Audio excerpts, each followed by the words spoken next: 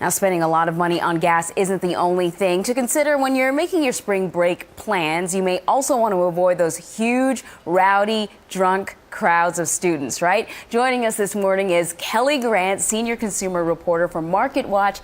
Kelli, good morning. Good morning. So, yeah, you don't want to spend a lot of money on spring break. Who does? But you think if you go an inexpensive route, chances are there are probably going to be a lot of college students there. Exactly. We were all in college at one point. We remember what spring break was like. And they follow the deals. They really do. Yeah, but you can still get a break and avoid them? You can. Okay. It takes care in picking the right destination and the right timing, too. Okay, so location. You say Florida is still a good option. It is, but it depends on where you're going in Florida because, of course, the students have their particular places. They like to go to Miami, Panama City Beach.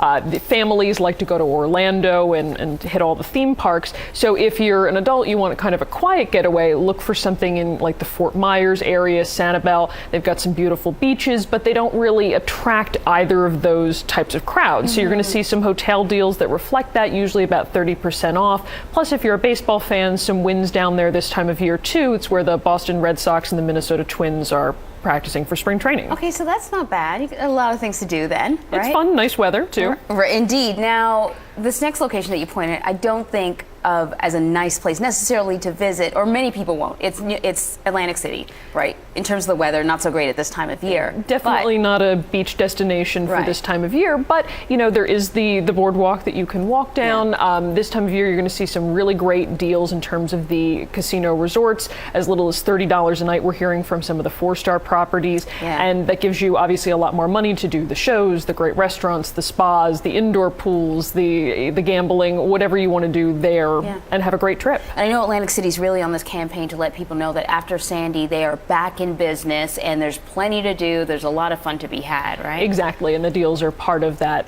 attempt to attract people in. Yeah. So what if you want to go even colder?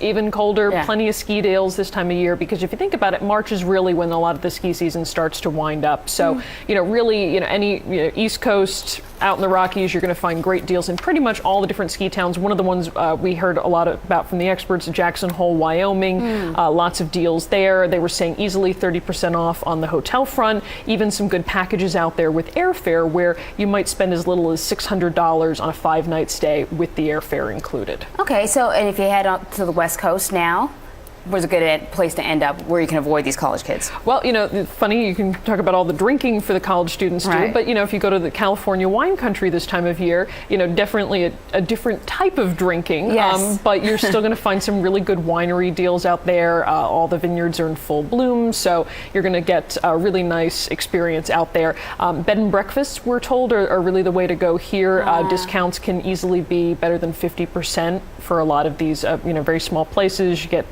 great meals included as well. Okay, so lastly, very quickly, you can reassess some of the old hotspots that you may like, right?